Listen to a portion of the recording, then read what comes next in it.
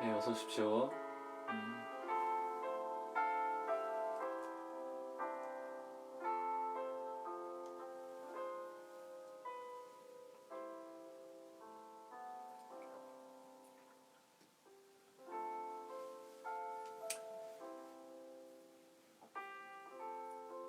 예, 어서 오십시오.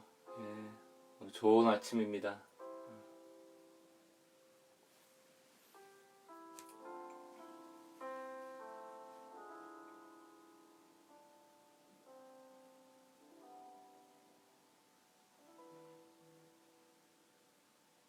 예, 어서 들어오십시오. 오늘도 하나님께서 우리가 있는 처소 그 위에 말씀하여 주시고 또 우리의 삶을 인도하여 주시기로 약속하는, 그리고 그런 약속을 듣는 귀한 아침 되길 바라고요. 저는 어제는 좀 피곤했는지 일찍 잤습니다. 일찍 잠자리에 들고 오랜만에 새벽에 깨지 않고 아침까지 쭉 이렇게 잠을 잤는데 몸이 좀 가벼워진 것 같아요. 이 몸이라는 것도 하나님이 창조한 이 피조물은 기본적으로 잘 움직이게 하나님이 만드셨지만, 또 그 움직일 수 있는 환경을 우리에게 주셨지만 늘 쉬어야 되는 것 같아요. 좀 쉼이 필요하다. 여러분의 삶에도 버거운 짐들이 늘 많죠. 우리가 살아가면서 고난이라는 게 늘 동일하게 다가옵니다. 그러나 결국 신앙이 우리를 이끌어 간다는 것은 그 고난을 없애주거나 없게 하는 것이 아니고 어떻게 해석하고 또 오늘을 살아내도록 하는가의 문제인 것 같습니다.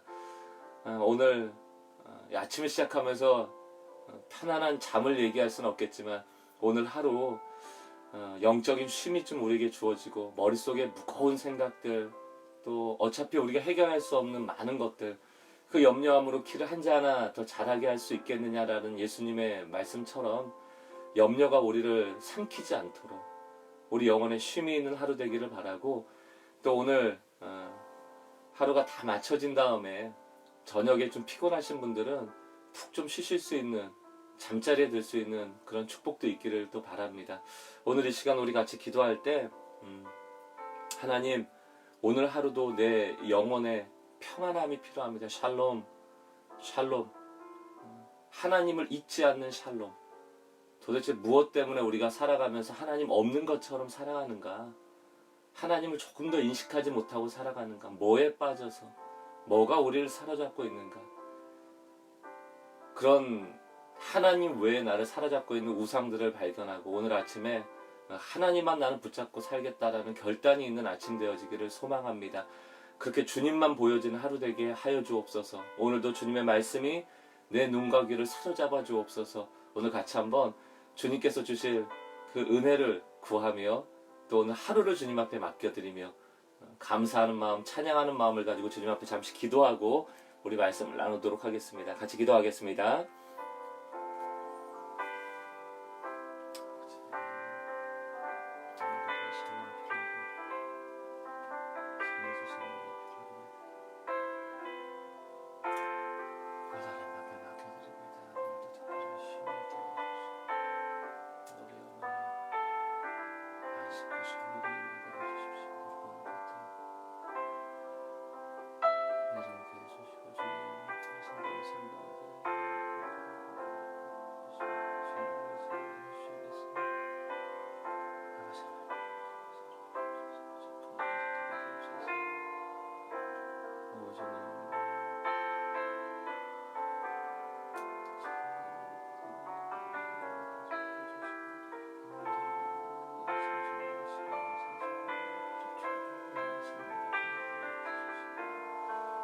이와 같이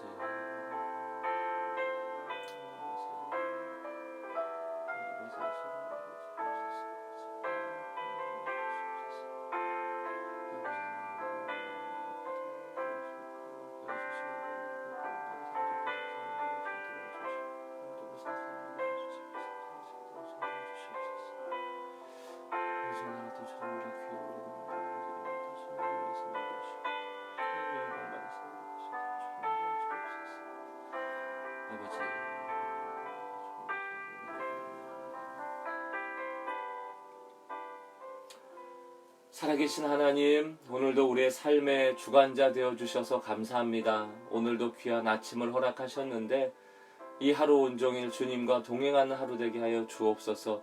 특별히 하나님, 우리의 머리를 무겁게 하고 우리의 마음을 짓누르는 고통이 우리의 삶, 이 땅의 삶 가운데 늘 있습니다. 주님, 무거운 짐과 그 고통스러운 일들, 그 누구도 알 수 없고 그 누구도 위로할 수 없는 일들, 오늘도 주님 앞에 쏟아놓고 주님을 바라보며 주님의 은혜를 구하는 시간 되도록 주님 인도하여 주옵소서.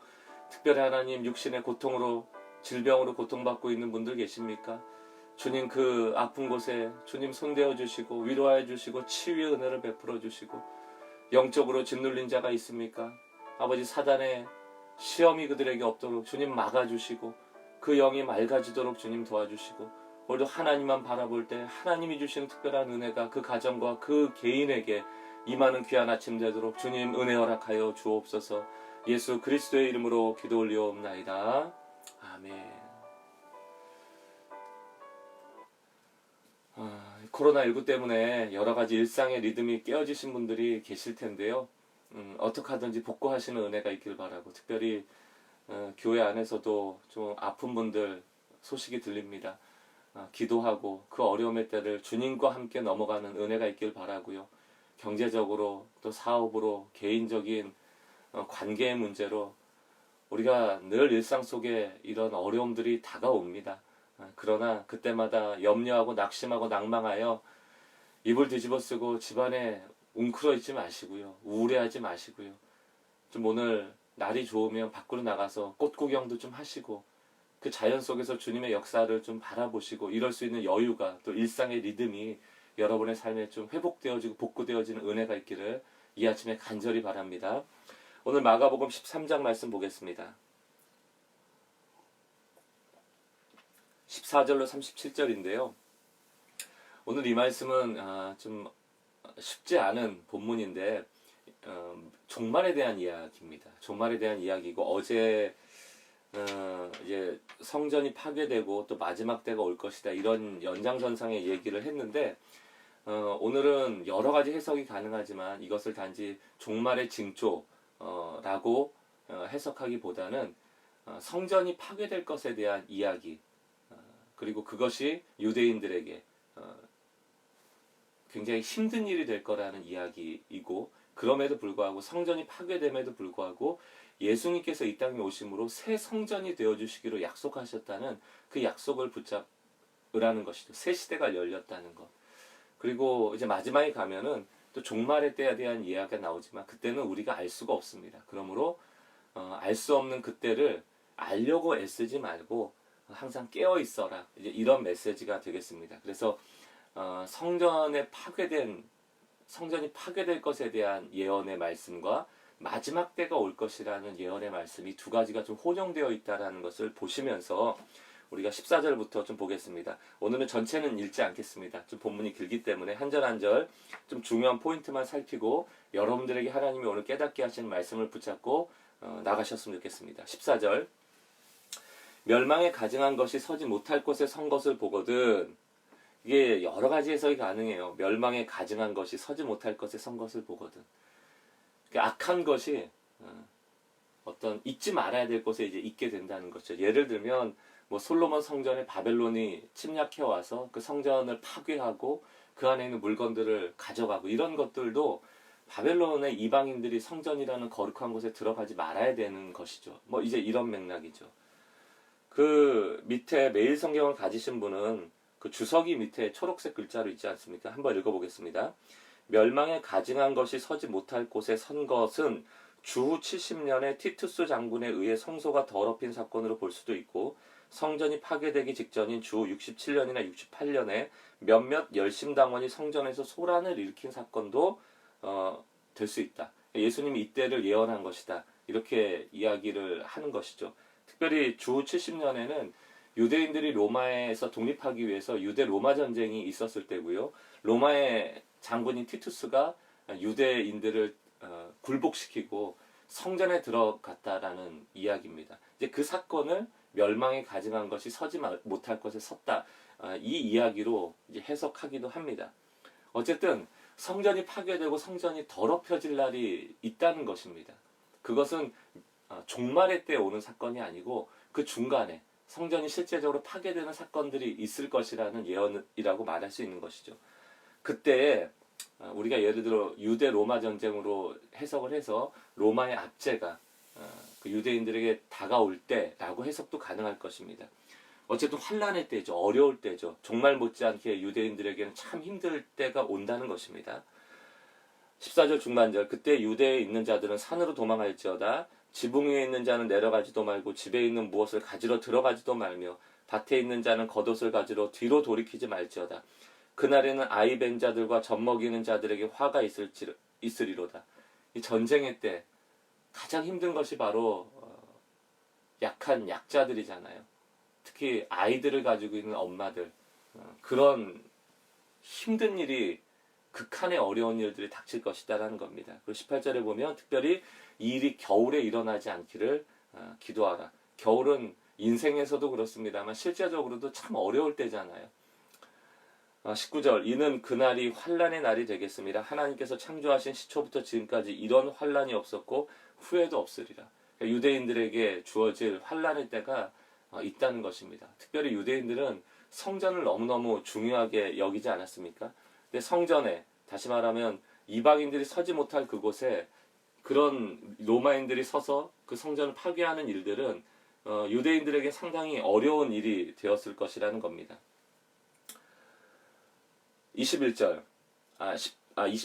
만일 주께서 그날을 감하지 아니하셨더라면 모든 육체가 구원을 얻지 못할 것이거늘 자기가 택하신 자들을 위하여 그날을 감하셨느니라. 그러나 그 중에도 하나님의 은혜는 있다는 것입니다. 하나님의 때가 있어요. 하나님이 정하신 때가 있습니다. 그래서 성경을 보면 해산의 때 이런 표현이 종종 나옵니다. 해산이라는 것은 이제 출산 아닙니까? 출산 기간 동안 어머니가 아이를 뱃속에 10개월 동안 품고 있을 때에는 사실 그 배에만 그 아이가 있을 수 없죠. 결국은 해산할 때가 옵니다. 그때는 해산의 고통이라는 것이 산모에게는 주어지는 것이죠. 그 마지막이 항상 있고 그 아픔의 결과라는 것은 우리에게 늘 존재한다는 것입니다. 그러나 하나님께서 은혜 주셔서 그 해산의 때를 잘 넘어갈 수 있도록 하면 그 아이라는 열매를 거두는 것 아닙니까? 그런 것처럼 하나님의 모든 환란을 주관하시는 주관하심 안에는 고난을 감하시는 은혜가 있음을 여러분 믿으시길 바랍니다. 그래서 늘 하나님께서는 우리에게 감당할 만한 시험을 주신다고 말씀하시죠. 그러므로 그 어려움의 때가 우리 인생에도 다가올 때마다 하나님의 감하여 주시는 은혜가 우리에게 있음을 늘 기억하시길 바랍니다. 아마 우리에게 마지노선 없이 끝간데 없이 고통을 주셨더라면 우리가 인생을 살아내지 못할 것이라는 것이죠. 선택받은 자들을 지켜주시는 하나님의 은혜가 오늘 하루에 우리의 삶 가운데도 있기를 주님의 이름으로 축원합니다. 근데 문제가 21절에 가보시면 그때 우리가 꼭 이게 뭐 성전이 파괴되는 일이든 아니면 이게 심지어는 종말의 때이든 아니면 우리가 오늘을 살아가는 삶 가운데 오는 극한의 고난이든 간에 그때에 항상 우리가 고난의 때가 되면 어떤 증상이 오는가 하면 21절 어떤 사람이 너희에게 말하되 보라 그리스도가 여기에 있다 보라 저기에 있다 하여도 믿지 말라 거짓 그리스도들과 거짓 선지자들이 일어나서 이적과 기사를 행하여 할 수만 있으면 택하신 자들을 미혹하려 하리라 너희는 삼가라 내가 모든 일을 너희에게 미리 말하였느니라. 어려움이 오면 늘 나타나는 게 거짓의 사람들이에요. 우리 그런 거 있잖아요. 경제적으로 어렵거나 막 내가 힘든 상황, 이게 돌파하기 어려운 상황이 왔을 때 어떤 사람이 와서 이렇게 하면 돼 라고 넌지시 방법을 제안하면 거기에 이렇게 귀가 쏠깃하잖아요. 이 문제만 해결할 수 있다면 이런 방법도 써봐야지 이렇게 우리가 끌려갈 때가 많잖아요. 마찬가지입니다. 이 말세에 특별히 우리가 환란의 때가 오면 그 어려운 때를 악용하려는 많은 사람들이 나온다는 것입니다. 이 1세기 때도요. 그 역사적 자료를 보면 메시아라고 했던 사람 재림주라고 했던 사람이 한 60여 명 나온다는 것 아닙니까? 1세기 때 예수님이 부활 승천하신 다음에 그 초대교회는 핍박이 많았습니다. 로마의 핍박도 많았고 실제로 콜로세움 같은 데서 사자밥이 됐던 순교자들도 많았고요. 그런 때가 오면은 거짓 선지자가 나타나서 늘 하는 얘기가 뭘까요? 이 고난을 쉽게 이길 수 있어. 이거거든요. 이 고난을 쉽게 이길 수 있어. 그리고 사실은 이게 이런 뜻이야 라고 쉽게 가르쳐 주는 거예요. 명확하게 가르쳐 주는 거예요. 이단들의 특징이 뭡니까? 성경에서 말하고 있지 않은 것을 마치 답처럼 이야기해줘서 사람을 시원하게 하는 거거든요. 이렇게 하면 이렇게 된대. 이렇게 하면 14만 4천 명에 들어갈 수 있대. 그 방법을 가르쳐줘요. 그러나 사랑하는 성도 여러분, 환난의 때는 그저 하나님이 감하여 주시는 은혜가 있을 뿐이지 그 고난이 완벽하게 해결되지 못해요. 우리가 다 알지 못합니다. 그러므로 이런 거짓의 때, 이런 환난의 때 미혹을 가장 조심하여야 합니다. 이적이 일어나고 기적이 일어나도 그것은 하나님의 방법과 하나님의 때가 아니면 그 고난을 넘어갈 수 없거든요. 마치 예레미야가 바벨론의 포로로 끌려갈 때 70년이라는 시간을 말했잖아요. 거기다가 성전이 파괴될 것을 말했잖아요. 그때 사람들은 믿지 않았죠. 어떻게 거룩한 하나님의 성전이 파괴되는가? 어떻게 거룩한 하나님이 있는 이 유대 백성이 멸망하는가? 믿지 않았거든요. 그러나 하나님이 정하신 그 때를 피할 수는 없거든요. 그 바벨론의 멸망의 때가 오니까 또 어떤 거짓 선지자가 나타납니까? 70년이 아니고 한 2, 3년만 지나면 우리 돌아갈 수 있을 거야. 또 쉽게 그 방법을 모면하는 이야기를 하는 것이 거짓 선지자입니다. 사랑하는 성도 여러분, 좋은 날이 오든 고난의 날이 오든 우리는 그저 회피하고 모면하는 방법을 배우는 것이 신앙이 아니고 끝까지 하나님 붙잡는 겁니다. 힘들 때나 좋을 때나 하나님과 동행하는 그 신앙의 리듬을 찾지 못하면 우리는 늘 말세의 때, 환난의 때, 어려움의 때 미혹당하기 쉽습니다. 그렇게 일희일비하거나 어려움의 때 사단의 유혹에 넘어가지 않는 좀 심지가 견고한 성도들 되시기를 이 아침에 주님의 이름으로 축복합니다. 성전이 무너져요? 성전이 파괴돼요? 사랑하는 성도 여러분, 지금 이 코로나 때문에 예배를 못 드리는 것 때문에 종교 핍박이다 이런 얘기까지 나오는 시국인 것 같아요. 참 답답할 때가 많습니다. 여전히 건물을 교회로 여기고 여전히 모이는 것을 예배로 여기고 중요하죠. 모이는 교회, 모이는 예배가 너무너무 중요합니다. 그러나 왜 이런 상황이 우리 가운데 주어졌을까에 대해서 우리 스스로 성찰하지 않으면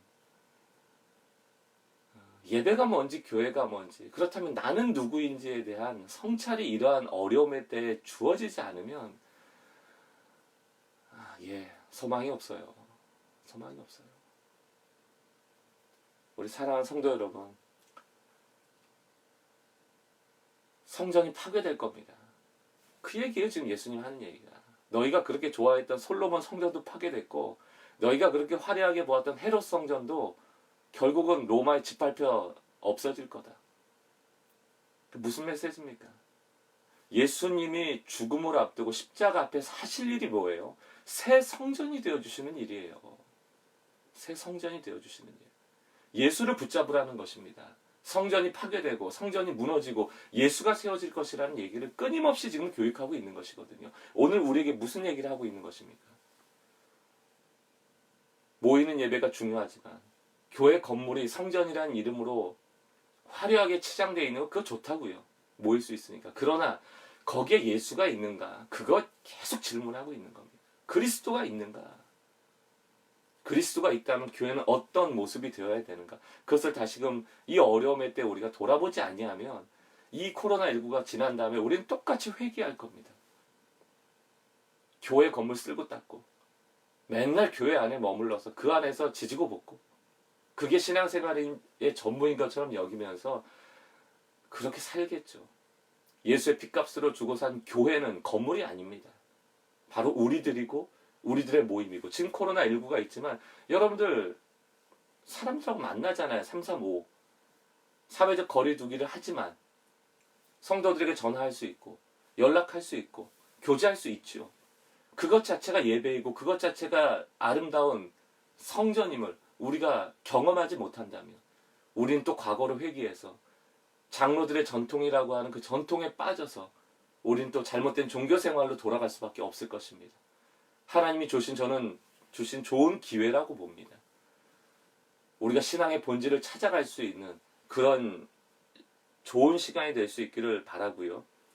여러분들이 나머지는 좀 읽어보시고 24절 그때 환란이 지나가고 나면 26절 그때 인자가 구름을 타고 큰 권능과 영광으로 오는 것을 사람들이 보리라. 또 그때 그가 천사들을 보내어 자기가 택하신 자들을 땅끝으로 하늘 끝까지 사방에서 모으리라. 예수 그리스도가 성전되어 주시고 새로운 새 백성들, 천국 백성들을 모으실 것이다. 누구를 중심으로? 성전이 아니고 예수를 중심으로. 인자가 사람의 아들, 곧 하나님이 보내신 구원자, 예수를 상징하는 것 아닙니까? 예수를 중심으로 모일 것이다. 예수를 중심으로 모일 것이다. 성전이 아니고 예수를 중심으로 모일 것이다. 이게 메시지입니다. 그리고 예수는 다시 종말의 때 오실 것이다. 두 가지 메시지죠. 오늘을 사는 우리에게 예수 중심의 삶을 살아라. 그 예수는 오실 것이다. 이게 오늘 마가복음 13장 14절에서 37절의 말씀입니다. 그분이 이미 오셔서 새 성전이 되어주셨고, 그리고 재림의 때는 언제입니까? 몰라요. 32절. 그러나 그날과 그때는 아무도 모르나니 하늘에 있는 천사들도 아들도 모르고 아버지만 아시느니라. 그러므로 33절. 주의하라, 깨어있으라. 그때가 언제인지 알지 못함이라.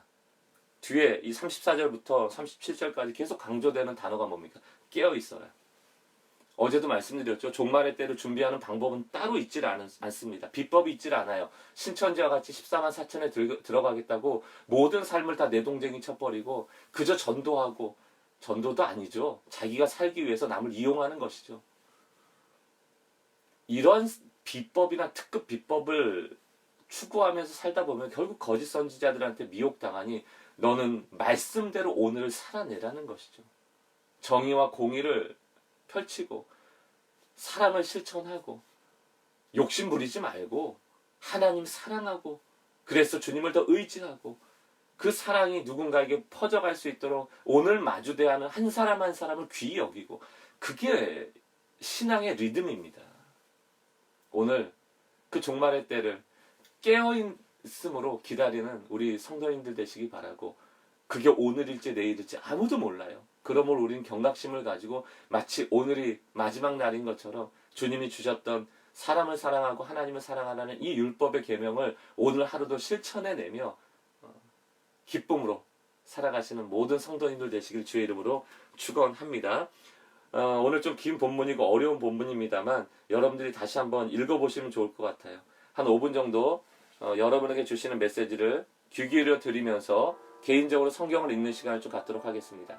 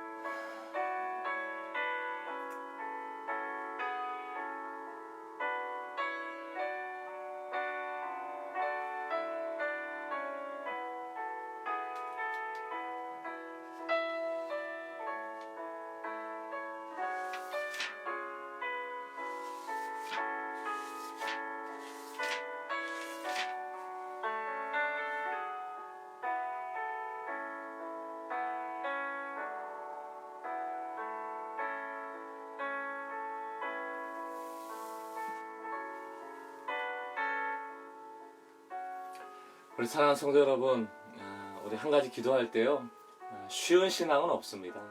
신앙은 비법서를 가르쳐 주는 게 아니에요. 그저껜가요?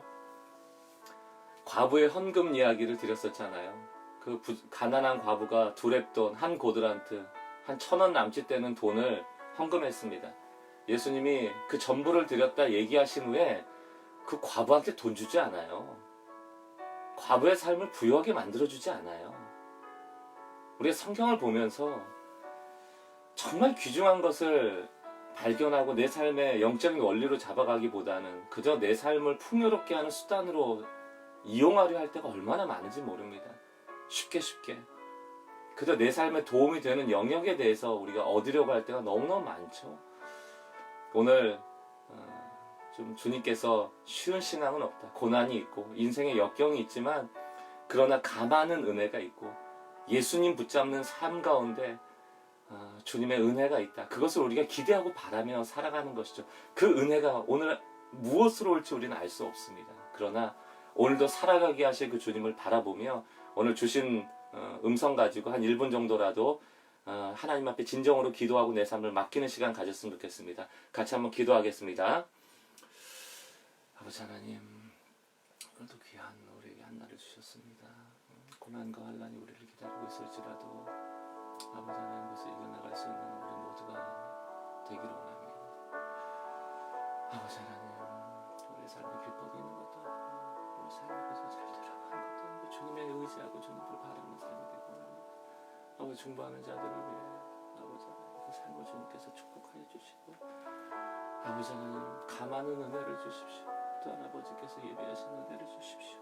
이것이 속히 지나갈 수 있도록 좀 도와주시고 아버지 하나님 주님의 동행 우리 삶 가운데 참 멈출 수 있도록 좀 잡아주시기 원합니다. 주님 아버지 하나님을 찬양합니다. 아버지 하나님 고난 가운데 있는 자들을 주님께서 역사해 주옵소서. 주여 우리를 보여주옵소서. 아버지 하나님 말씀까지 깨어있으라 주님 그까지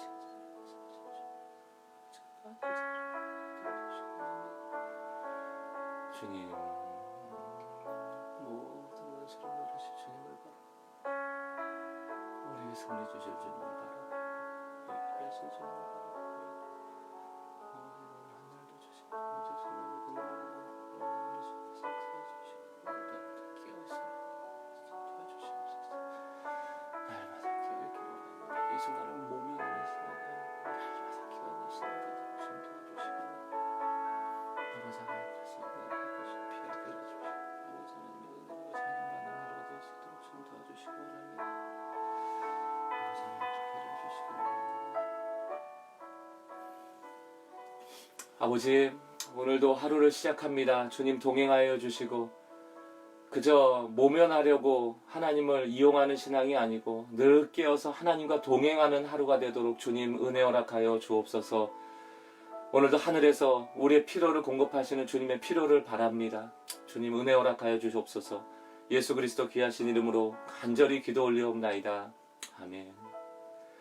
오늘 하루도 하나님이 함께 하실 것입니다. 그 은혜를 의지하고 또 기도하며 끝까지 붙잡고 승리하는 한 날이 되시기를 주님의 이름으로 축복합니다. 내일 오전에 또 뵙도록 하겠습니다.